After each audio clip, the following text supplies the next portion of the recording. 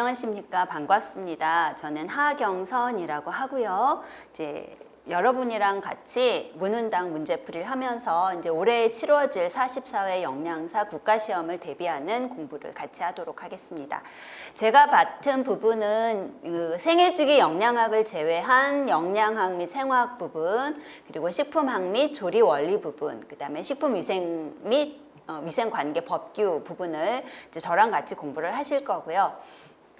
앞으로 긴 여정 지루하지 않게 여러분들 이해를 많이 도모하면서 제가 열심히 최선을 다해서 하도록 하겠습니다. 시작하기에 앞서서 영양사 국가시험에 대한 걸 잠깐 살펴볼게요. 여러분들이 잘 알고 계시겠지만 1교시, 2교시로 나눠서 치러지고 있고요. 전체 문항이 220문항 출제되고 있고요. 영양학 및 생화학에서 60문항 출제되고 영양교육, 식사요법, 생리학에서 60문항 출제되고요. 그 다음에 식품학 및 조리원리에서 40문항, 그 다음에 급식, 위생, 관계, 법규에서 60문항이 출제되고 있습니다. 잘 아시겠지만 절대평가로 이제 평가가 되고 있죠. 60점 이상이면 이제 합격을 하실 수 있고요. 중요한 것은 40% 이상 득점자라는 매 과목 만점에 40% 이상 득점자라는 조건이 있습니다. 그러니까 과락이 있다는 얘기겠죠. 그래서 모든 과목이 다 100점인데 한 과목이 39점이면 이제 불합격 처리가 된다는 이야기이기 때문에 모든 과목을 여러분들이 이제 집중해서 열심히 공부를 하셔야 되겠죠. 자, 이번 시간부터 영양학 및 생화학을 들어갈 건데요. 들어가기에 앞서서 영양학 및 생화학 작년 시험, 그러니까 작년 12월에 치러진 43회 영양사 국가고시의 출제 경향을 좀 살펴볼게요. 개요 부분에서 한 문항 출제됐고요. 탄수화물 영양에서 5문항, 그리고 탄수화물 대사에서 6문항 출제됐죠. 지질 영양에서 6문항, 지질 대사에서 3문항, 그리고 단백질 영양 4문항, 아미노산 단백질 대사에서 4문항이 출제됐고요. 에너지 대사에서 3문항. 여기서 에너지 대사에서는 이제 알코올 대사까지 포함이 된 거죠. 그리고 지용성, 수용성 비타민에서 7문항, 그 다음에 다량 무기질, 미량 무기질 합해서 6문항 출제됐고, 수분에서 1문항. 그래서 토탈 46문항. 그러니까 생애주기 영양학이 14문항이 출제가 됐겠죠. 그러니까 생애주기 영양학을 제외하고 이렇게 46문항이 출제가 되었습니다. 그래서 각 파트별로, 챕터별로 이제 두루 출제가 되었다라고 볼 수 있고요. 기본적인 영양학에 대한 지식뿐만 아니라 이제 이 영양소가 체내에서 대사되는 과정, 대사 파트에서도 많이 출제가 되었기 때문에 생화학 부분을 우리가 또 공부를 별로 학생들이 많이 좋아하지 않는 과목이긴 합니다만 생화학도 열심히 이제 우리가 공부를 해야겠죠.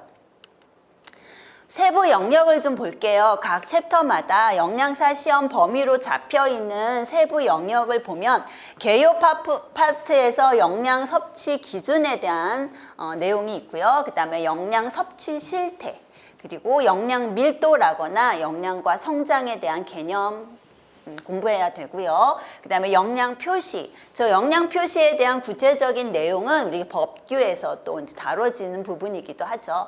그리고 세포의 구조와 기능, 그게 이제 개요에 들어있고요. 탄수화물 영양에서는 탄수화물 소화 흡수, 혈당 조절하는 우리 체내에서 혈당을 일정하게 유지하는 기전에 대한 이야기, 그 다음에 탄수화물의 생리적인 기능, 그리고 탄수화물을 얼마큼 섭취해야 되는지, 어떤 식품에 탄수화물이 들어있는지 이런 것들, 그리고 탄수화물하고 관련된 영양 문제들이 있습니다. 근데 이런 문제들은 식이요법 시간에 조금 더 자세히 다뤄질 거고요.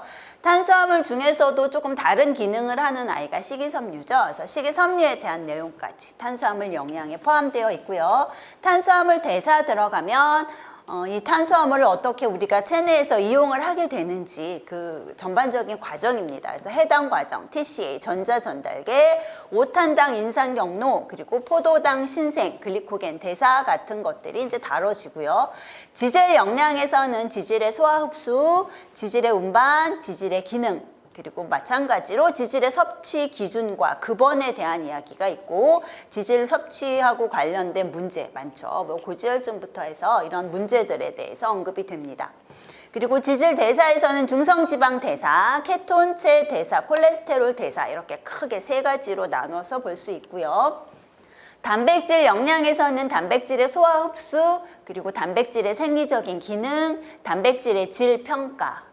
그러니까 단백질이 포함되어 있는 식품들이 굉장히 여러 가지가 있는데 이 식품들이 어떻게 이제 평가가 되는지, 어떤 식품이 단백질이 함유되어 있으나 질이 높은지 그런 것들을 이제 살펴보고 단백질에 대한 어떤 섭취 기준, 급원, 그리고 단백질하고 관련된 문제들 마찬가지로 단백질 영양에서 다뤄지고요.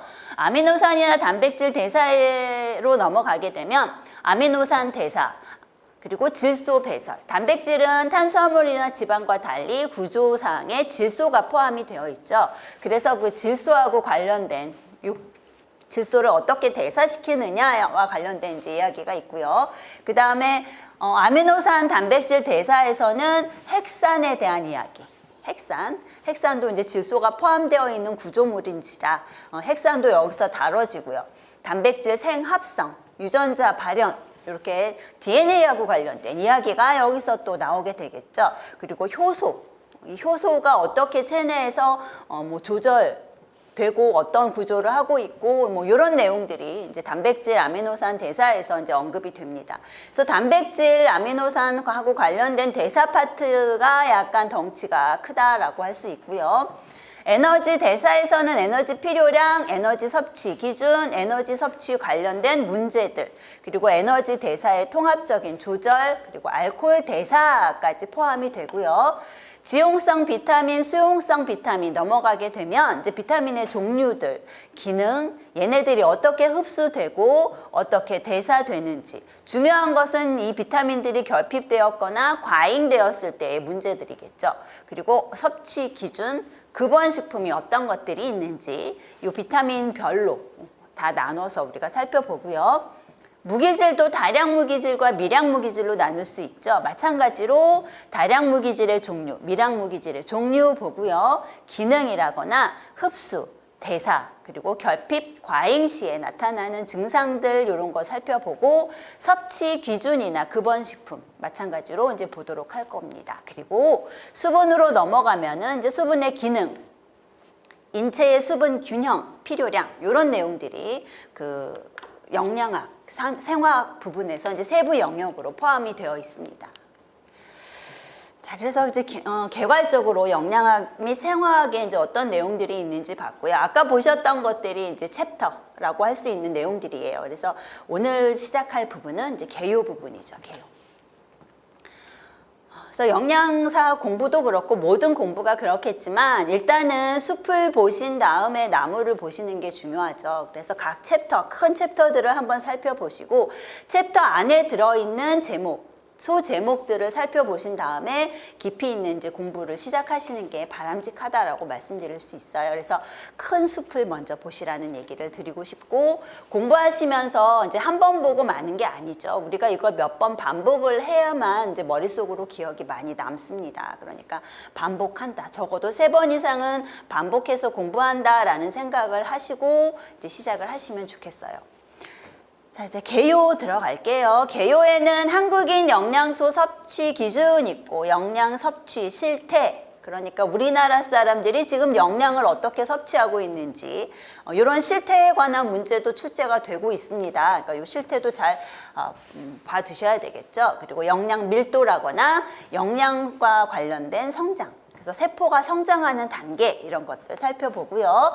영양 표시라는 거, 저 영양 표시에 대한 거는 이제 암기도 암기지만 평소에 많이 그 물건 같은 거, 식품 같은 거 구매하실 때 영양 표시에 뭐가 적혀져 있는지, 어떻게 적혀져 있는지를 자주 살펴보시는 게 이제 도움이 되실 것 같아요.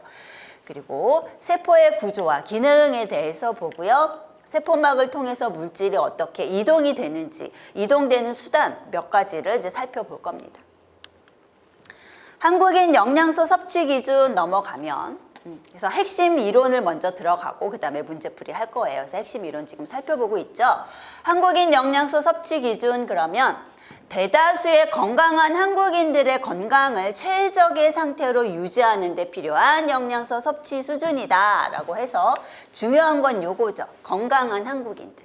그러니까 건강한 사람들이 이 정도 먹으면 건강 유지할 수 있다라고 제시하고 있는 것이 한국인 영양소 섭취 기준이에요. 조건이 건강한 사람. 그러니까 병원에 입원해 있는 환자들도 한국인 영양소 섭취 기준에 입각해서 먹어야 한다라고 하면 그거는 틀린 말이죠. 그래서 병원에 입원한 환자들은 일반 사람들과 달리 어떤 특정 영양소를 더 섭취해야 되는 경우도 있고 빼야 되는 경우도 있고 그렇죠. 그러니까 이렇게 한국인 영양소 섭취 기준 하면 건강한 사람들을 기준으로 하고 있다라는 거 기억을 하시고, 이 한국인 영양소 섭취 기준이 2005년에 처음에 제정이 됐죠. 2005년에. 그래서 5년마다 개정이 되고 있습니다. 그래서 2010년에 개정됐고 15년에 개정이 됐고 올해 2020년 또 다시 이 한국인 영양소 섭취 기준이 개정이 되겠죠. 근데 개정이 되는데 발표되는 시점이 아마 겨울에 발표가 될 것 같습니다. 그러니까 여러분들이 시험을 보실 때는 개정된 내용은 출제가 어렵다라고 할 수 있겠죠. 그래서 올해 개정이 되겠지만 좀 늦게 발표가 될 것 같고요. 뭐 내년에 시험을 보시는 분들은 이제 또 개정된 부분을 봐야 되겠죠. 그래서 이 한국인 영양소 섭취 기준에서는 4가지 수치가 제시되어 있습니다. 평균 필요량, 권장 섭취량, 충분 섭취량, 그리고 상한 섭취량까지 4가지 수치가 제시가 되는데 각각 수치들이 의미하는 개념을 우리가 알아야 되겠죠. 그래서 평균 필요량을 보시면 건강한 사람들의 일일 영양소 필요량 분포치의 중앙값이에요. 딱 중앙값. 그러니까 성별과 연령이 같은 사람들을 예를 들어 100명을 데리고 이 사람이 예를 들어 비타민C가 얼마나 필요한지를 조사를 하면 사람들마다 신장, 체중, 뭐 근육량, 활동 정도 이런 것들이 다 다르기 때문에, 그리고 유전적으로 얼마나 영양소를 흡수를 많이 하는지의 정도가 다르기 때문에 필요한 비타민C의 그 요구량이 단일 수치가 아니라 분포로 나타납니다. 이렇게 분포로. 그래서 분포를 그리면 이렇게 나오는 거죠. 그래서 요 딱 중앙값에 해당하는 것이 평균 필요량이라고 하는 거죠. 필요량.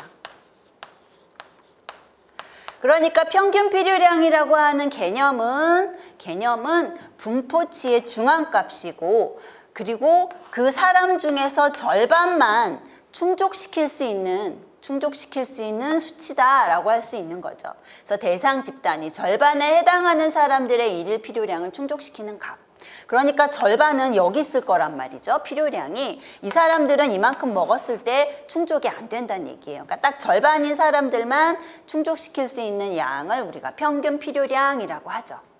사람들마다 얼만큼 필요한지 몰라요. 모르기 때문에 내가 만약에 평균 필요량만큼 먹고 있다라고 하면 충족이 될 확률도 반, 충족이 안 될 확률도 반인 거죠. 그러니까 나의 필요량이 여기 있을 확률도 있지만 여기 있을 확률도 있는 거죠. 그렇기 때문에 내가 평균 필요량만큼 먹고 있다라 그러면 충족이 됐을 확률이 한 50%, 충족이 안 될 확률도 한 50% 정도인 것이 평균 필요량입니다.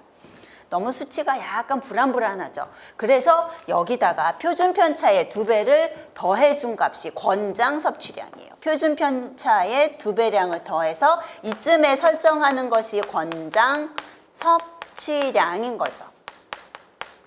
그러니까 권장 섭취량은 대상 집단의 영양소를 충족시킬 수 있는, 그러니까 대상 집단의 한 97.5%, 한 98% 되는 사람들의 영양 요구량을 충족시킬 수 있는 수치가 권장 섭취량이에요. 그래서 대상 집단의 97.5%에 해당하는 사람들의 일일 필요량을 충족시키는 값. 굉장히 여유 있게 잡아놓은 값이죠. 내가 권장 섭취량만큼 먹고 있어요. 부족할 확률 어디일까요? 내가 요 안에 들어갈 확률이겠죠. 내가 부족할 확률은 그러니까 한 2.5%밖에 안 되는 거예요. 내가 권장 섭취량만큼 먹고 있다. 그러면 충족될 확률이 거의 98%인 거죠. 충족시키고 있다라고 얘기할 수 있는 확률이 98% 정도에 해당이 되는 겁니다. 그것이 이제 권장 섭취량이라고 하는 수치고요. 그래서 평균 필요량, 권장 섭취량이 있는데 이 평균 필요량과 권장 섭취량을 설정을 하려니까 자료가 부족해요. 어떤 과학적인 데이터가 부족해요. 그래서 평균 필요량, 권장 섭취량을 설정할 수 없을 경우에 설정하는 것이 충분 섭취량이에요. 그래서 자료가 부족하거나 중앙값 표준 편차를 구하기 어려운 상황에, 그래서 권장 섭취량을 산출할 수 없는 경우에 제시하는 거죠. 그러니까 우리가 평균 필요량과 권장 섭취량을 설정을 하려면 어떤 섭취량에 민감한 어떤 기능적 지표도 필요하고요. 평가 기준도 필요한데 그런 것들에 대한 어떤 정보가 부족한 상황에서 제시가 되는 게 충분 섭취량이에요. 그러니까 평균 필요량, 권장 섭취량이 없는 영양소는 충분 섭취량이 있다는 얘기죠. 그래서 요거는 어떻게 설정하나 하면 실험 연구를 하는 경우도 있고요. 그리고 관찰 연구를 하는 경우도 있습니다. 그러니까 건강한 사람들이 지금 그거 얼만큼 먹고 있나 이렇게 조사하는 거예요. 그렇게 조사해서 이제 제시하는 것이 충분 섭취량이죠.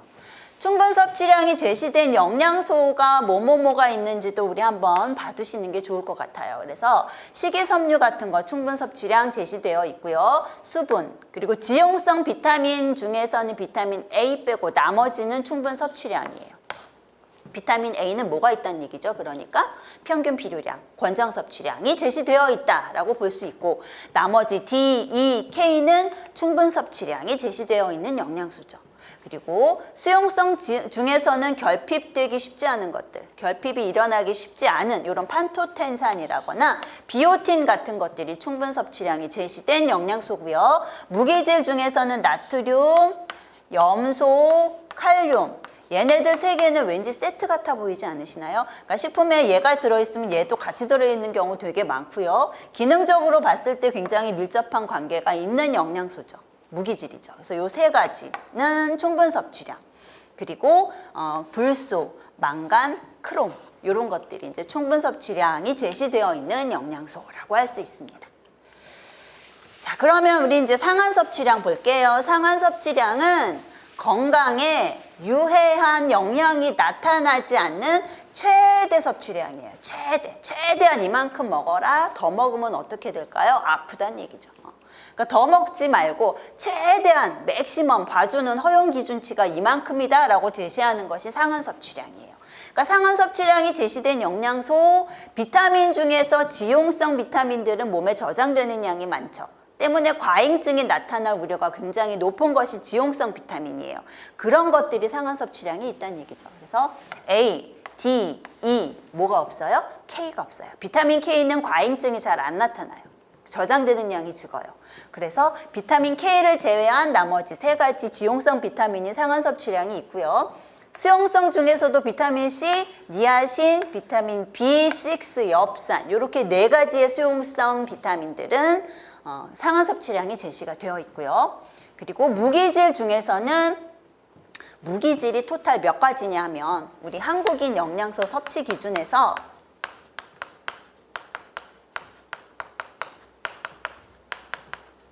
섭취 기준에 나와 있는 영양소가 전부 몇 가지냐면 36가지예요. 36가지의 영양소가 제시가 되어 있고요. 다량 영양소가 8가지. 다량 영양소, 뭐 에너지 이런 것들, 단백질 이런 것들이 8가지고 비타민이 13가지예요. 그리고 무기질이 15가지예요. 이렇게 한국인 영양소 섭취 기준에 들어있거든요. 그런데 여기 보시면 웬만한 무기질들 전부 다 상한 섭취량이 있어요. 못 빼고 아까 세트인 애들 요거랑 그 다음에 크롬 요거 빼고 나머지 무기질들은 전부 상한 섭취량이 제시되어 있다. 이렇게 기억하시는 게 편하시겠죠? 그러니까 요게 이제 11가지예요. 15개 중에 요 4개 빼고 11가지 영양소, 11가지 무기질은 상한 섭취량이 제시가 되어 있습니다. 그리고 나트륨의 경우에는 목표 섭취량이라는 게 제시되어 있다라는 거 참고로 기억을 하시고 분명 나트륨은 많이 먹으면 안 좋다라고 알려져 있어요. 상한 섭취량, 뭔가 제시는 해야겠는데 용량 대비 반응이 쫙 직선으로, 그러니까 비례해서 올라가는 거죠. 어디서 끊어야 되는지가 애매한 것이 나트륨이에요. 그래서 먹으면 족족 혈압이 올라간단 말이죠. 그러니까 이걸 어디서 끊어서 상한 섭취량으로 제시를 해야 되는지 약간 애매하고 외국의 데이터를 갖다 쓰자니 우리나라 사람들이 어떤 그 나트륨에 대한 적응 정도, 옛날부터 많이 먹어온 나트륨에 대한 적응 정도에 대한 어떤 자료도 좀 부족하고 그래서 제시한 것이 목표 섭취량이에요. 이만큼만 먹자. 그래서 요게 조금 다른 용어죠. 용어 자체가 좀 다르죠. 우리 지금까지 본 네 가지 수치랑은 다른 용어가 나트륨은 제시가 되어 있고요. 에너지 같은 경우에는 평균 필요량에 해당하는 필요 추정량만 제시되어 있습니다. 그래서 성인 여자 2100kcal 그거는 평균 필요량에 해당하는 개념이에요. 아까 평균 필요량은 절반만 충족시킨다고 했었죠. 절반만. 그런데 에너지는 여기다 플러스 알파 해가지고 권장 섭취량을 설정하기가, 왜냐하면 만약에 여분이 있다. 에너지를 먹었는데 여분으로 더 먹었다. 그럼 더 먹은 거 다 어디로 가요? 지방으로 저장이 돼버리죠. 때문에 얘는 권장 섭취량 제시하기가 조금 불편해요.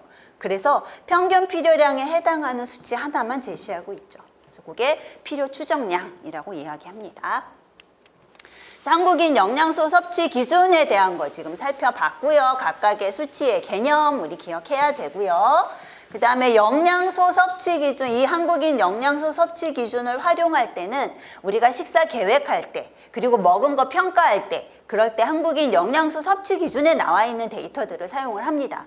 근데 이제 계획을 만약에 세운다. 그러면 개인을 대상으로 계획을 세울 때랑 집단을 대상으로 계획을 세울 때 사용하는 수치가 조금씩 달라요.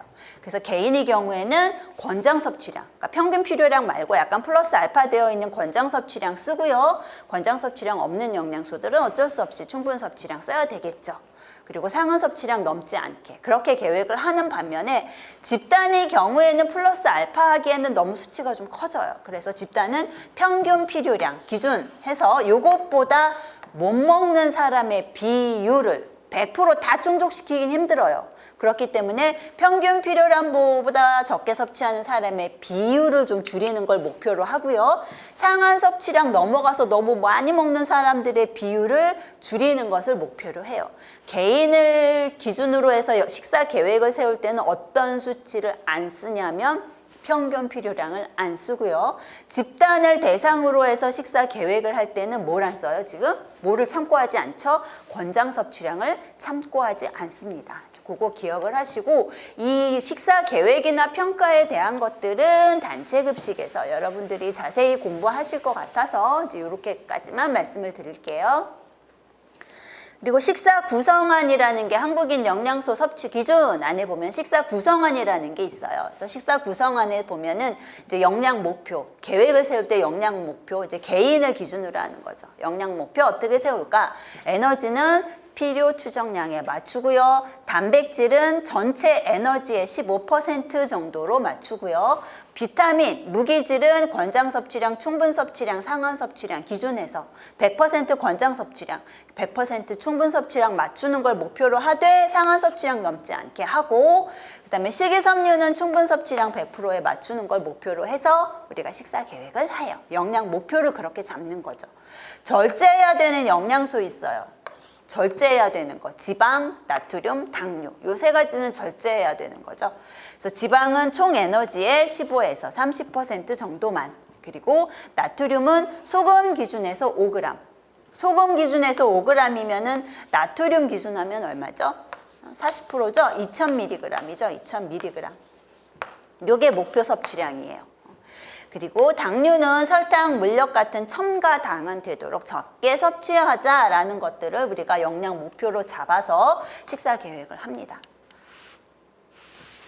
그래서 에너지 적정 비율이라는 것이 한국인 영양소 섭취 기준에 나와 있어요. 이것도 참고로 보시고, 그래서 이게 2015년 개정판 나오면서 조금 바뀐 부분이 있어서 올해 2020년 개정이 되면 이 퍼센트가 또 어떻게 달라질지, 근데 뭐 금방 또 달라질 것 같지는 않습니다만, 보시면 나이, 연령 1 내지 2세, 3에서 18세, 19세 이상 성인 이렇게 나눠져 있고요.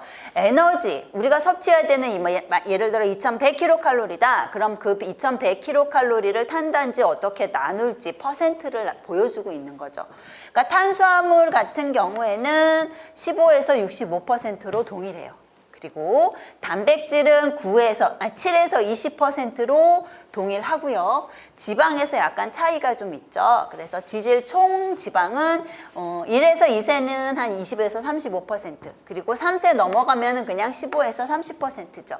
우리는 성인 기준으로 거의 기억을 하시면 문제도 성인 기준으로 나오기 때문에 성인 기준으로 보시면 되고 3세 이상은 동일하니까 3세 이상은 이렇구나 라는 거.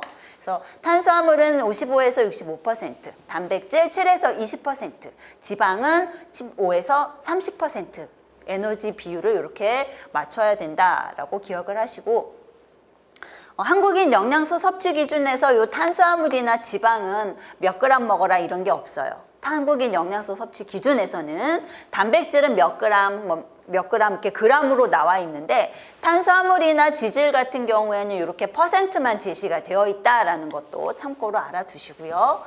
그리고 이 탄수화물 같은 경우에는 탄수화물이나 지방 같은 경우에는 아기들만 제시가 되어 있어요. 0에서 6개월짜리 아기들, 그리고 0에서 5개월이네. 0에서 5개월, 그리고 6에서 11개월인 아기들만 충분 섭취량이 제시되어 있다라는 거 참고로 기억을 하시고요. 뭐가? 탄수화물이랑 지방은. 그리고 그 지방 중에서도 오메가6 계열, 오메가3 계열, 포화지방산, 트랜스지방, 그리고 콜레스테롤에 대한 기준치도 제시가 되어 있다라는 거 기억을 하시고요. 오메가6가 사넷이 10%면 오메가3 1%예요. 그러니까 오메가3를 적게 먹으라는 얘기가 아니라 우리가 일반적으로 먹으면 이거 20 먹고 이거 1 먹어요. 그러니까 이걸 조금 높여줘야만 이 비율이 맞는다는 얘기예요. 그러니까 오메가3 지방산 섭취를 해야 된다는 얘기고, 포화지방산 7% 미만, 여기는 8%죠? 여긴 7% 미만이고요. 성인은 트랜스지방 1% 미만이 제시되어 있어요. 그리고 콜레스테롤은 하루 300mg. 근데 요거 없어질 확률 높습니다. 왜냐하면 다른 나라는 요거 다 없앴어요. 콜레스테롤은 안 먹으면 몸에서 많이 만드니까. 어차피 먹어야 많이 먹으면 몸에서 적게 만들고 적게 먹으면 몸에서 많이 만드니까 이거 굳이 이거 제시하는 게 의미가 있느냐라는 이야기를 많이 하고 있는 중이에요. 그러니까 다른 나라 미국이나 일본은 이 기준치가 없어졌다라고 하죠. 우리나라도 이 부분은 어떤 개정이 있지 않을까라고 생각이 됩니다. 콜레스테롤. 그래서 이렇게 영양 목표가 제시되어 있고, 식사 구성안에 보면은 식사 모형이 있어요. 이 자전거 엄청 많이 보셨죠? 그러니까 식품을 6가지 군으로 나눠서 유지 당류만 제외한 나머지 5가지 군을 이렇게 뒷바퀴에다가 그려놓고 이렇게 비율, 어느 정도 먹어야 되는지 이렇게 비율을 나눠 놓고 있죠. 그래서 요거 식품 구성 자전거라는 거. 그리고 앞바퀴에 물 있어요. 그러니까 이렇게 골고루 먹고 이런 비율에 맞춰서 먹고 물 먹고 운동하자, 그런 개념이죠. 그리고 한국인 영양소 섭취 기준 식사 구성안에 보면 1인 1회 분량이 있어요. 보통 성인들이 한 번에 먹는 양, 그러니까 밥은 뭐 210g, 한 번에 일반적으로 먹는 양에 대한 식품 군별로 1회 분량이 제시가 되어 있고, 우리가 이 1회 분량 가지고 이제 식단을 짤 때는 권장 식사 패턴이라는 걸 기준으로 하죠. 그래서 A 패턴 있고 B 패턴 있어요. A 패턴은 어린이와 청소년용, 그리고 B 패턴은 성인용. 이 패턴의 차이는 뭐냐면 우유 유제품이 몇 번 들어있느냐의 차이죠. 그러니까 어린애들은 우유 유제품 2회 기준에서 집어넣어서 이제 패턴이 나와 있고, 성인은 1회 기준에서 패턴이 나와 있어요. 그래서 식품 군별로 뭐 공육은 뭐 그 고기, 생선, 계란, 콩류군, 단백질 식품들, 그리고 뭐 채소군, 과일군, 그리고 유지 당류 뭐 이렇게 해서 6가지 식품군을 나눠 놓고 얘네들을 한 번에 몇 회씩 먹어야 되는지, 뭐 2000kcal다 그러면은 공유군은 하루에 3회 뭐 이렇게 회가 나와 있는 거죠. 그러니까 요거 아마 단체 급식에서 많이 배우실 거예요. 거기 가면은 1인 1회 분량에 대한 우리가 기준치도 기억을 다 해야 되고, 이 권장 식사 패턴도 아마 보실 수 있을 거예요. 그래서 요 패턴에 따라서 공육은 하루 3회면 요거 아침에 1회, 점심에 1회, 저녁에 1회 이렇게 해서 식단을 보통 우리가 작성을 하죠. 그래서 이렇게 패턴이 나와 있는데 A 패턴, B 패턴 2개가 있다. A 패턴은 애들용, B 패턴은 어른용. 그러니까 우유나 유제품은 하루에 2번 정도 먹어주는 게 좋아요. 칼슘을 섭취하기 위해서. 그런데 어른들은 우유 되게 안 좋아해요. 대부분. 그러니까 선호도가 굉장히 낮죠. 여기다 2회 넣어줘봤자 안 먹는다는 얘기예요. 그래서 그냥 1회라도 먹어라 라고 나온 게 B 패턴이죠. 그래서 식품을 6가지 군으로 나누고 각 6가지 군에 따라서 이제 몇 회씩 섭취해야 되는지 권장 식사 패턴이 나와 있다라는 거 여기서는 이렇게 살짝만 보고 가시고요. 단체 급식에서 자세히 보시면 될 것 같아요. 우리나라 사람들의 영양 섭취 실태에 보면 첫 번째 요즘 추세예요. 추세. 지방 섭취 자꾸 증가하고 있다라는 게 요즘 추세고요. 당류의 섭취가 증가하고 있다라는 거. 그러니까 너무 단 음식들을 많이 좋아하는 경향들이 있어요. 그러니까 이런 추세도 기억을 우리가 해야 되겠죠. 그리고 나트륨은 목표 섭취량보다 2배 이상. 여전히 나트륨 섭취는 우리가 2,000만 먹자라고 했으나 2배 이상 섭취를 하고 있고요. 가장 큰 문제는 지방 같은 거 너무 과잉 섭취하고 있다라는 거. 그러니까 지금 섭취가 많은 과잉 섭취가 되는 애들도 있지만 정말 섭취가 많이 안 되고 있는 영양소 중에 하나가 칼슘이죠. 그래서 칼슘은 우리가 제시하고 있는 기준치보다 권장 섭취량, 평균 필요량보다 못 먹는 사람들이 굉장히 많아요. 잘 못 먹는 사람. 그러니까 이렇게 잘 섭취 안 되는 것도 있고 이렇게 뭐 너무 많이 섭취되는 것도 있기 때문에 불균형, 저게 문제인 거죠. 그래서 이게 2018년 영양사 문제에 나온 게 뭐가 나왔냐면 2018년에 이게 나왔어요. 그러니까 뭐 실태가 어떻습니까 하고 보기가 나와 있었고 아마 지방 섭취 증가가 그때는 이제 시험지가 오픈이 안 됐습니다만 이제 소문으로 듣기로는 지방 섭취 증가가 보기에 있었다라고 이제 학생들이 이야기하더라고요.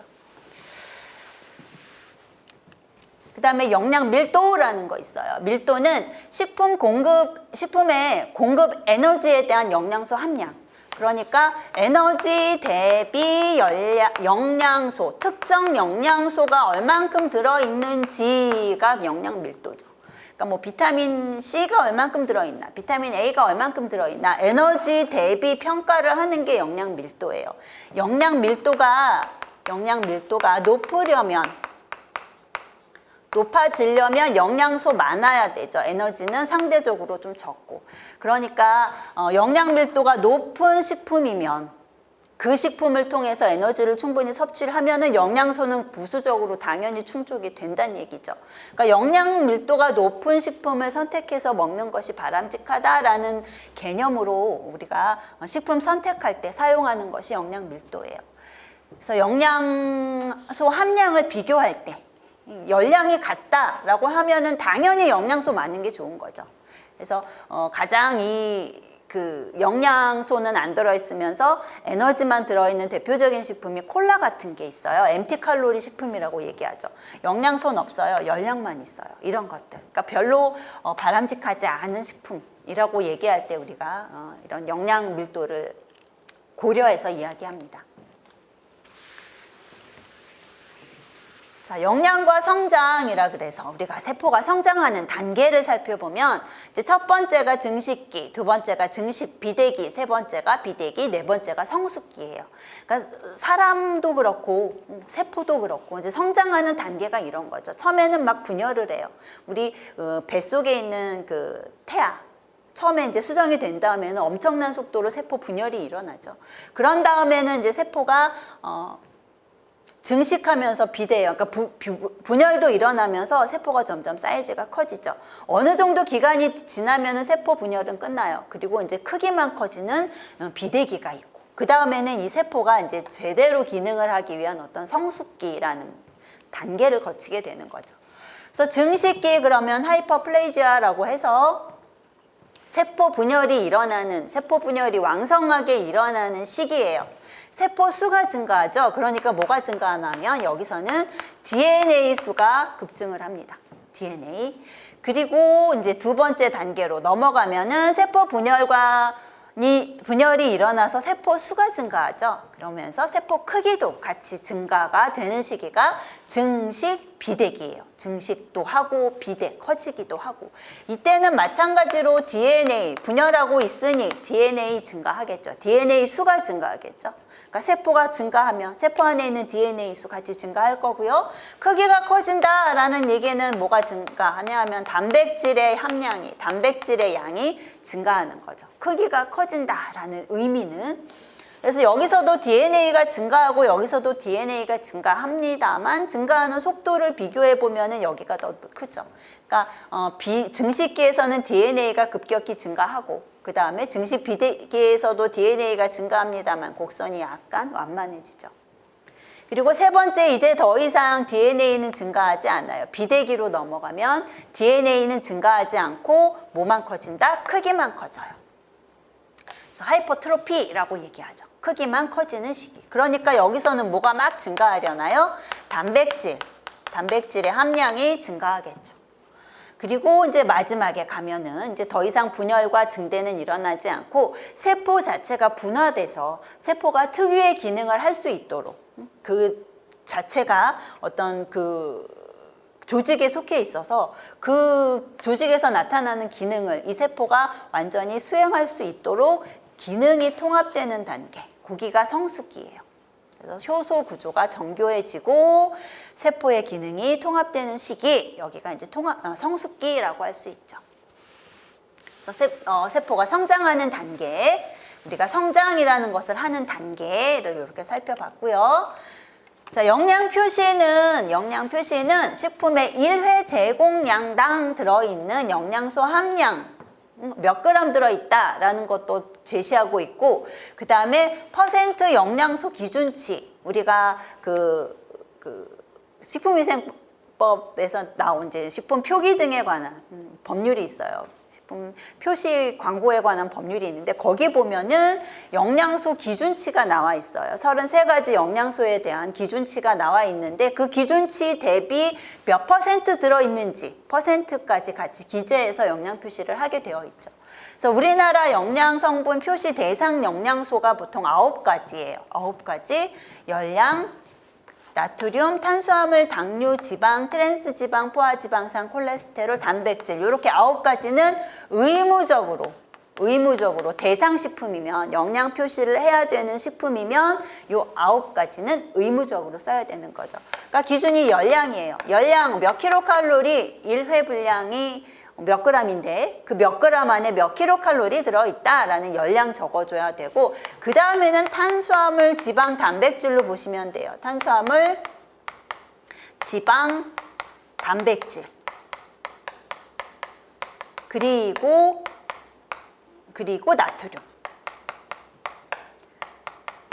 이렇게 들어있는 거죠. 근데 의무적으로 적어라라는 얘기는 이제 꼭 들어있어야 된다라는 의미도 있지만 많이 들어있어서 좀 걱정스러운 것들을 꼭 적으라고 해요. 그러니까 탄수화물 중에서도 걱정되는 거 당류죠.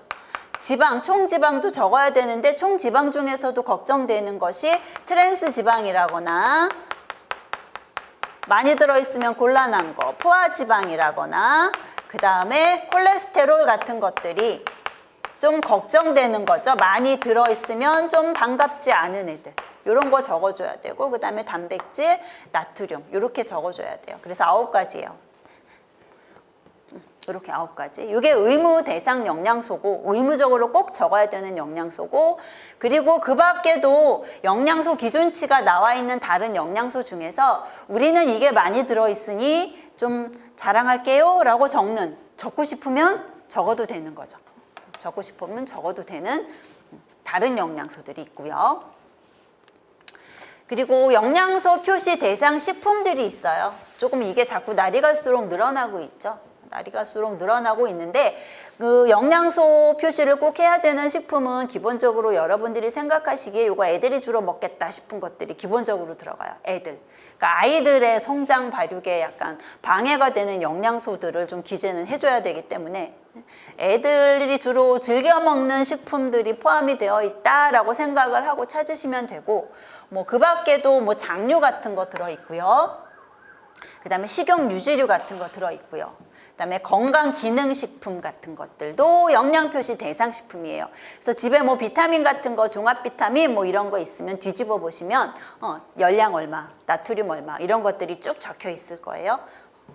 그리고 특수용도식품 같은 거 포함되어 있고, 특수용도식품은 진짜 특수한 용도로 먹는 식품이죠. 그러니까 환자라거나 임산부, 수유부, 영유아 이렇게 특정 대상자를 대상으로 해서 그 사람들한테 제공하는 식품이 특수용도식품이에요. 어떤 특수한 목적을 가지고 만들어진 거죠. 그런 것도 마찬가지로 영양 표시 대상 식품에 포함이 돼요. 그 다음에 우리가 살펴볼 것은 세포. 세포에 대한 걸 살펴볼게요. 세포. 그러니까 주로 우리가 공부할 게 생화학이기 때문에 이런 식물세포보다는 동물세포 위주로 공부를 하게 되겠죠. 식물세포는 조금 다른 게 세포벽 있다라는 정도. 그래서 동물세포에서 보시면 뭐 여러 가지 세포 소기관, 특히 진핵세포 같은 경우에는 세포 소기관들 되게 여러 가지가 있는데 몇 가지만, 지금 핵심 이론만 보는 중이라서 몇 가지만 살펴볼게요. 세포막 하면은 일단은 세포막의 기능, 세포 외액과 세포 내액, 세포 안과 밖을 구별해 주는 게 세포막이죠. 그리고 세포 안에 있는 환경, 세포 내부 환경을 일정하게 유지하는 기능도 하고, 세포 내외의 물질 이동, 아무거나 들어오고 아무거나 나가면 안 돼요. 그러니까 특정하게 우리가 필요한 것만 들이고 노폐물이나 뭐 내보내고 싶은 것만 내보내는 요런 기능을 세포막이 하고 있고요. 신호 전달도 해요. 그러니까 주로 단백질들이 하는데, 뭐 수용체가 있다거나 해서 외부에서 오는 어떤 그 신호를 받아가지고 세포 안에다가 전달하는 그런 기능도 하고 있는 거죠. 구성은 기본이 인지질이에요. 그리고 인지질이 있고 콜레스테롤이 약간씩 포함되어 있고, 단백질이 쿡쿡 박혀 있고, 탄수화물이 약간 꼬랑지처럼 단백질과 지질에 붙어서 안테나처럼 이렇게 붙어 있는 게 탄수화물이죠. 기본은 인지질 이렇게 그리죠. 보통 우리 인지질 하면 이렇게 표시를 해요. 요게 지금 지방산이 2개가 달려 있고, 그 다음에 이제 글리세롤에 인산이 붙어 있고, 위에 주로 붙어 있는 게 뭐 콜린이나 이런 레시틴 같은 경우에 이제 콜린이 붙어 있죠. 이렇게 생긴 게 인지질이에요. 그래서 인지질이 이렇게 이중으로 머리 맞대고 있는 것이 세포막이죠. 그래서 인지질 이중층이라고 얘기해요. 이중막 아니라 이중층. 그래서 이 부분이 우리가 지방산인 부분은 보통 소수성이에요. 소수성, 물 싫어한다는 얘기죠. 기름이니까. 그렇게 생각하시면 되고, 보통 우리가 소수성인 부분들은 구조상으로 탄소하고 수소만 있어요. 탄소하고 수소만 있는 부분들은 물 싫어하는 부분이다. 이렇게 기억을 하시면 되고요. 반면에 이 머리 부분은 보시면 막 산소도 있고 인도 있고 막 플러스 마이너스도 있고 막 이래요. 이런 부분은 보통 친수성이죠. 그래서 세포를 보면은 세포 내부에는 세포 내액이 있고, 세포 바깥에는 세포 외액이 있고, 물이란 말이죠. 그러니까 안과 밖이 물이에요. 그러니까 안쪽과 바깥쪽으로는 이렇게 물 좋아하는 애들이 돌아서 있고, 안쪽은 물 싫어하는 애들이 모여 있고, 이런 식으로 구성이 되어 있는 것이 세포막이죠. 그래서 세포막이 이렇게 있고요. 이 세포막 중간중간에 보면 이렇게 콜레스테롤이 이렇게 박혀 있어요. 콜레스테롤의 기능은 세포막이 너무 출렁이는 거 막아주고요. 너무 빽빽하게 들어차는 것도 막아주고, 그래서 유동성을 조금 조절하는 기능을 이 콜레스테롤이 중간에서 하고 있고, 보시는 것처럼 이렇게 단백질이 박혀 있어요. 이렇게 완전히 관통한 단백질도 있고 한쪽에만 있는 단백질도 있고. 그래서 인지질 구성이 기본이고, 콜레스테롤이 중간중간 있고, 단백질도 중간중간 있고, 그래서 단백질이 효소의 기능을 하기도 하고, 수용체란 말은 뭘 받는다는 얘기죠. 그러니까 외부에서 뭐가 돌아다니다가 이렇게 결합할 수 있는 수용체의 기능도 해요. 그래서 뭐 인슐린 하면은 인슐린이 세포 안에다가 이제 메시지를 전달할 때, 인슐린이 전달하는 메시지는 뭘까요?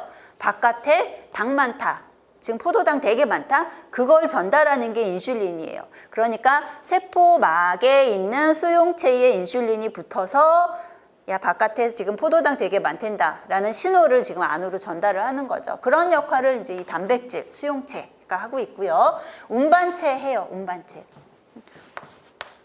요 안쪽은 어떻다 그랬나 하면은 소수성이라 그랬어요. 그러니까 물 좋아하는 애는 그냥 여기 지나가기가 되게 불편할 거란 말이죠. 그러니까 물 좋아하는 애들이 이렇게 지나갈 수 있게 어떤 운반체의 기능, 지나갈 수 있는 통로 아니면 운반체 이런 기능을 해주는 게 또 단백질이에요. 탄수화물은 여러 가지 생리적인 기능을 해요. 그러니까 보통 얘는 탄수화물은 자체적으로 있는 게 아니라 지질이나 단백질의 결합이 되어 있는 상태로 세포막에 존재해요. 그래서 보시는 것처럼 이렇게 이게 단백질이죠. 아니 탄수화물이죠. 그러니까 탄수화물이 저런 식으로 존재하면서 어떤 안테나 같은 기능을 해요. 그래서 외부에 뭐가 있는지를 좀 감지를 하고 외부에 어떤 세포가 있는지 감지하고 그리고 내가 누군지 이런 거 감지시키고 이런 역할을 하는 것이 저기 있는 탄수화물이죠. 그래서 세포막 봤고요. 우리 대사하면서 되게 많이 언급이 되고 되게 중요시 여기는 것 중에 하나가 이 미토콘드리아예요. 미토콘드리아. 그래서 미토콘드리아는 보시는 것처럼 막이 두 개예요. 외막, 내막. 그러니까 외막은 이렇게 매끈한 막. 안쪽에 이렇게 잘라보면은 이렇게 둥그런 걸 지금 이렇게 쑥 자른 거예요. 잘라보면은 안쪽에 이렇게 내막이 있는데 내막은 이렇게 주름이 많이 져 있어요. 그걸 크리스테라고 얘기하는데 안쪽은 이렇게 주름이 많고 외막은 구멍이 되게 커요. 그래서 뭐가 통과하기가 되게 좋은 게 외막이에요. 들락날락하기가. 반면에 내막은 아무거나 안 들여요. 이 내막 통과하는 게 관건이죠. 이 안으로 들어오려면. 그래서 외막은 들락날락이 용이하지만 내막은 아무거나 잘 안 들인다라는 거 기억을 하시고요. 미토콘드리아의 기능은 산화적 인산화, 뭐 호흡 효소계 뭐 이렇게 얘기하는데 이 미토콘드리아에 있는 시스템 큰 시스템 두 가지가 하나는 전자전달계. 전자전달계라는 게 있어요. 전자전달계 말 그대로 전자를 전달하는 거겠죠. 이 전자전달계를 거치게 되면은 이 전자가 가진 에너지를 가지고 궁극적으로 이 에너지를 뭘로 전환을 시키냐 하면 ATP라고 하는 에너지 형태로 전환을 시켜요. 그게 전자전달계예요. 그러니까 여기 지금 전달하고 있는 전자는 되게 고에너지, 에너지를 잔뜩 갖고 있는 전자예요. 걔가 전달이 되면서 궁극에 가서는 ATP를 합성하는 그런 과정이 있는 게 전자전달계인데 이게 미토콘드리아 내막에 이 시스템이 이렇게 존재하고 있고요. 이 안쪽을 뭐라 그러나 하면은 기질이라 그래요. 기질, 여기서 기질은 매트릭스를 얘기하는데 이 기질에는 뭐가 있나 하면 TCA 회로, TCA 사이클이라는 것이 미토콘드리아 기질 안에 존재해요. TCA 사이클은 궁극적으로 얘도 뭐 하는 애냐면 에너지 만드는 애죠. 그러니까 에너지, 탄수화물, 지방, 단백질, 또 에너지 내는 애 뭐 있죠? 알코올까지 아세틸코에이라는 걸 만들어서 이 모든 이 탄단지 알코올이 아세틸코에이를 만들어서 이 아세틸코에이를 가지고 ATP 에너지를 생성하는 게 TCA 회로예요.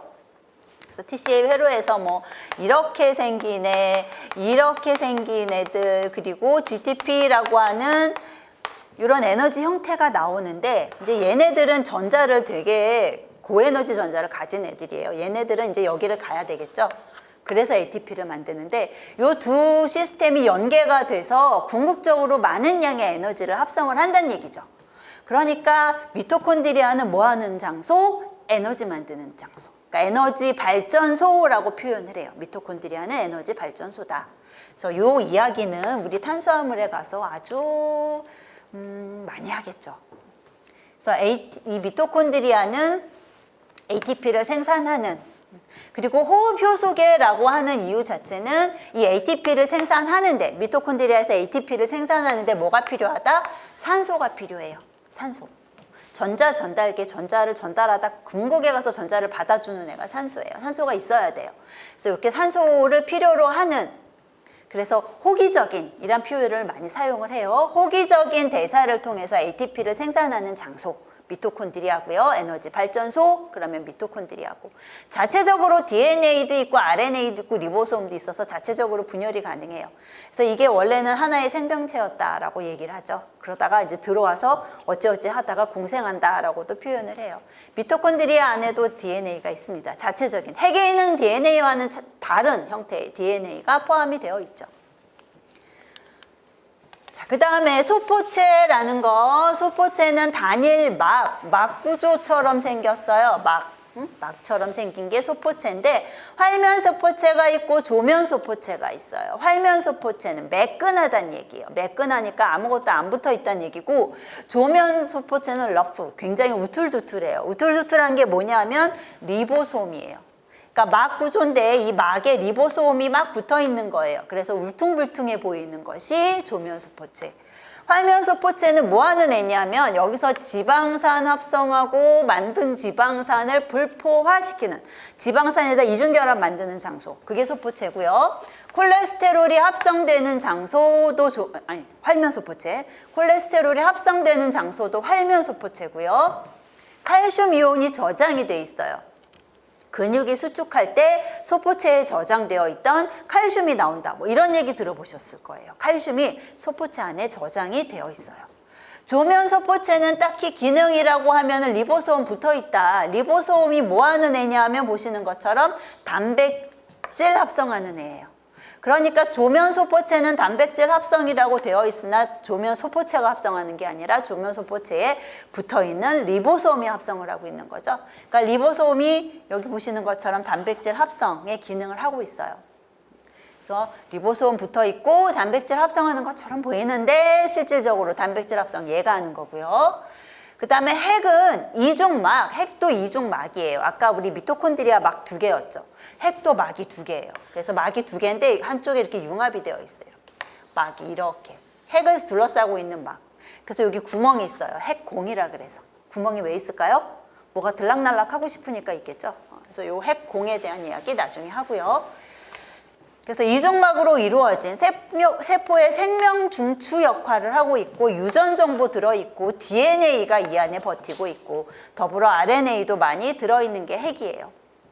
DNA는 유전 정보를 가지고 있다. 그래서 이제 우리 핵산 가서 유전자 발현 이런 데 가서 이제 공부를 하게 되겠죠. 그리고 리보솜 하면은 단백질과 RNA로 이루어진 과립이에요. 리보솜은 아까 어디 붙어 있다고 했냐면 조면 소포체에 붙어 있다 그랬죠. 조면 소포체에 붙어 있는 리보솜도 있고요. 그냥 혼자 이렇게 딩딩딩 돌아다니는 떠 있는 그런 리보솜도 있어요. 얘는 단백질을 합성하는 장소다라고 기억을 하시고 용해소체 리소좀이라고 나와요. 리소좀. 이게 영어로 써놓으면 확연한데 한국말로 써놓으면 얘랑 좀 비슷해요. 그쵸? 근데 얘는 리소좀이라 그래서 여기는 뭐가 있냐면 가수분해 효소들이 있어요. 가수분해 효소들. 뭔가 분해할 때. 분해해서 뭐 외부에서 들어온 이물질이라거나 뭐 이런 것들을 분해하고 할 때 이 리소좀이 기능을 하는 거죠. 가수분해 효소가 들어있다라는 거. 그래서 세포 소기관 중에 여러 가지가 있습니다만 뭐 몇 가지만 살펴봤어요. 그리고 우리가 대사에서 많이 언급되는 거, 정말 중요하게 언급되는 게 미토콘드리아고요. 그 다음에 이제 핵산에 가서 그 다음에 거기서 이제 단백질을 합성하느라 리보솜 이야기가 좀 언급이 될 것 같아요. 자, 세포막을 통한 물질 이동이에요. 물질이 이동할 때는 수동수송이 있고 능동수송이 있어요. 크게 수동수송과 능동수송이 있어요. 큰 숲을 좀 보시면 수동수송, 능동수송. 수동과 능동의 차이는 얘는 에너지를 안 써요. 에너지를 딱히 필요로 하지 않는 이동이고요. 능동수송은 에너지가 필요한 이동이고요. 수동수송에는 뭐가 있나 하면 보시는 것처럼 단순 확산. 확산은 여러 개가 있다가 몇 개 안 되는 대로 쫙 퍼져나가는 게 확산이죠. 단순 확산이 있고 촉진 확산이 있고 여과가 있고 삼투가 있어요. 그게 수동수송. 그 다음에 능동수송 해서 크게 2가지로 나눠요. 그래서 수동수송은 어떻게 자연스럽게 일어나는 이동, 수송이라고 볼 수 있고 이거는 지금 얘기한 것처럼 에너지가 필요 없는 수송이에요. 단순 확산이랑 촉진 확산부터 비교를 할게요. 우리가 영양소가 흡수된다. 장에서 그러니까 강으로 지나갈 때 우리가 입에서부터 항문까지는 뻥 뚫려 있어요. 잘 생각해 보시면 입, 그 다음에 식도, 위, 소장, 대장, 항문까지 뻥 뚫려 있죠. 그러니까 사람의 몸은 도너츠 같은 거다라고 생각을 하시면 돼요. 그래서 입부터 항문까지는 뻥 뚫려 있고 이거는 체내 아니라 체외로 봐요. 그래서 이 체외로 음식물이 지나갈 때 장에서 우리가 필요한 영양소들을 흡수를 하죠. 흡수하는 과정에서 언급이 되는 이 수송 방법이 보통 단순 확산과 촉진 확산이라는 것이 있어요. 그리고 세포, 우리 몸에 있는 세포도 마찬가지로 물질을 받아들이거나 내보낼 때 단순 확산이나 촉진 확산의 방법으로 받아들이기도 하고 내보내기도 하죠. 그러니까 체내에서 많이 영양소가 이동한다라고 하면은 언급되는 수송 방법 중에 하나가 이 단순 확산과 촉진 확산이에요. 단순 확산은 농도가 높은 쪽에서 낮은 쪽으로, 그러니까 10개 있는 데서 1개 있는 쪽으로 이동하는 거예요. 그러니까 어떨까요? 굉장히 수월하겠죠? 그게 단순 확산이에요. 용질이 이동하는 거고요. 에너지 필요 없고 별도로 운반체 필요 없어요. 단순 확산으로 이동 잘하는 애는 어떤 걸까요? 우리가 세포막이 이렇게 생겼다 그랬죠? 여기가 소수성이란 말이죠. 뭔가 여기 있다가 이렇게 지나서 이쪽으로 들어오고 싶으면 여기를 지나야 되는데 이 소수성인 부분을 물 싫어하는 쪽을 잘 지나갈 수 있는 애들은 어떤 애들이 있냐면 지용성인 애들. 지용성인 애들이 단순 확산을 통해서 많이 막 통과를 해요. 세포 막 통과. 그리고 수용성인 애들 중에서도 되게 조그만 애, 그러면서 플러스 마이너스 같은 어떤 정기적인 성질을 띠지 않은 애들도 되게 조그만 애들은 단순 확산으로 이렇게 지나서 통과가 되는 경우도 있어요. 그래서 단순 확산이 있고요. 그 다음에 촉진 확산도 마찬가지로 농도가 높은 데서 낮은 쪽으로 이동하는 거예요. 여러 개 있는 데서 몇 개 안 되는 쪽으로 확 이동하는 것, 확산되는 것. 마찬가지로 용질이 이동하고요. 에너지 필요 없고요. 수동 수송이니까. 근데 얘는 뭐가 필요하냐 하면 운반체가 필요해요. 운반체. 그러니까 운반체가 세포막이 있으면 세포막 사이에 있는 운반체 기능하는 것들이 대부분 아까 단백질이라 그랬죠. 여기를 이렇게 통과하는 경우도 있고 얘가 이렇게 물어다가 바깥으로 빼주는 경우도 있고. 그래서 이런 수송체, 운반체가 필요하다라는 게 이 아이와의 차이점이죠.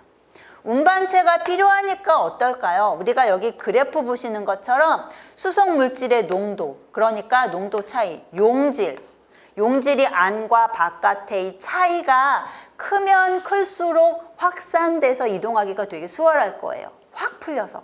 그러니까 농도 차이가 크다, 농도가 높다, 차이가 많이 난다 할 때는 점점 수송 속도가 증가를 하는데 촉진 확산은 여기가 이렇게 꺾여요. 꺾이는 이유가 뭐냐면 운반체 포화.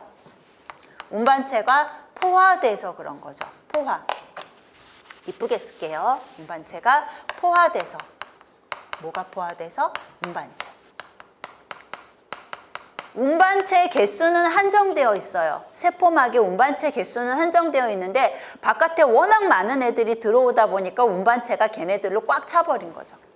그래서 어느 정도 농도가 많아지게 되면 이렇게 그래프가 꺾인다라는 게 특징이에요. 그러니까 농도가 굉장히 많으면 포화라는 어떤 그 현상이 일어난다라는 게 촉진 확산의 특징이고, 촉진 확산의 또 다른 특징 중에 하나가 경쟁을 해요. 운반체가 있죠. 되게 닮은 애들끼리 경쟁해요.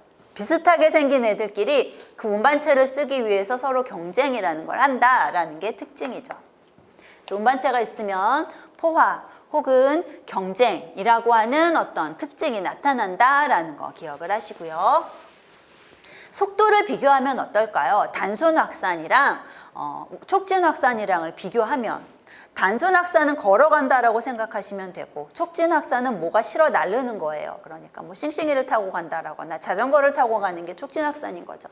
그러니까 속도를 비교를 해보면 단순 확산에 비해서 촉진 확산의 속도가 더 빨라요. 그리고 아까 얘기하는 것처럼 촉진 확산은 포화, 운반체를 쓰기 때문에 포화나 경쟁이라고 하는 특징을 보인다라는 거 기억을 하시고요. 자, 여기 보시면 있어요. 이렇게. 그래서 단순 확산은 막을 뚫고 그냥 이렇게 직접 들어가는 게 단순 확산, 촉진 확산은 이렇게 통로 역할을 해주는 단백질 아니면 이렇게 물어서 안쪽으로 이동을 시켜주는 운반체 단백질을 통해서 들어오는 게 촉진 확산이죠. 에너지는 둘 다 사용하지 않는다라고 했고요. 수동 수송이니까. 삼투라는 말 수동수송 중에 삼투가 있고 여과가 더 있었어요. 삼투는 뭐냐면 용질의 농도가 낮은 곳에서 용질의 농도가 높은 곳으로 낮은 데서 높은 곳으로 용질이 아니라 용매 물이 이동하는 거죠. 물이 이동하는 게 삼투죠. 그래서 많이 얘기하는 거 우리 적혈구 얘기예요. 적혈구를 등장액이라는 얘기는 삼투질의 농도가 안과 밖이 같은 게 등장액이에요. 우리 삼투질의 농도라고 얘기하는 거죠. 그래서 삼투압의 영향을, 삼투에 영향을 미치는 것이 삼투질 농도예요. 이 삼투질 역할을 해주는 거 전해질도 우리 체내에서 삼투질의 역할을 하고요. 우리 체내에서 삼투질 역할을 해주는 것이 단백질이에요. 단백질.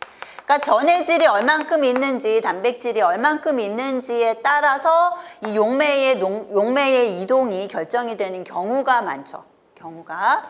그래서 이 삼투질의 농도가 안과 밖이 같다. 그러면 딱히 어떤 물의 이동이 없어요. 그러면 적혈구가 이렇게 탱탱하죠. 그런데 바깥이 저장액이에요. 그러니까 삼투질의 농도가 적어요. 여기 많아요. 평행이 이루고 싶거든요. 평행이 되고 싶은데 이 반토막이라고 하는 막의 특성상 이 전해질이나 뭐 단백질이나 이런 애들이 이동을 할 수가 없어요. 그러니까 농도를 맞추려면은 이쪽에서 이쪽으로 물이 들어가서 여기를 희석시켜 가지고 농도를 낮추는 방법. 그래서 안과 밖을 똑같이 맞추는 방법이 있는 거죠. 그게 삼투예요. 그래서 저장액에다 담그게 되면 농도를 맞추려고 희석시키려고 여기다가 막 물이 이동을 해요. 그러니까 적혈구가 어떻게 될까요? 물이 막 들어가니까 빵빵빵빵해지다가 펑 터지는 거죠. 그래서 저장액에서는 세포가 부풀어서 나중에 터져요. 용혈이라고 얘기하는 거죠. 반면에 고장액, 그러니까 삼투질 농도가 되게 높은 데다가 담궈요. 이 적혈구를 고장액에다 담근다. 고장액은 삼투질 농도가 되게 높아요. 뭐가 되게 많은 거죠. 그러니까 많고 여기는 적어요. 평형이 이루고 싶죠. 그런데 이 삼투질, 전해질이나 이런 애들이 이 안으로 막 들어갈 수가 없어요. 그러니까 이 안에서 바깥으로 물이 이동을 해서 여기를 어떻게 희석을 시키는 거죠. 그래서 농도를 맞추는 거예요. 그러니까 이 안에 있는 물이 자꾸 빠져나오니 얘가 어떻게 될까요? 쪼글쪼글해지는 거죠. 그래서 쪼그라든다라고 나와요. 우리 체액의 삼투질 농도 리터당 300ml 오스몰이라고 표현하죠. 300ml 오스몰이에요. 이거보다 높거나 낮았을 때 어떤 저렇게 특이적인 어떤 현상이 나타난다라고 할 수 있어요.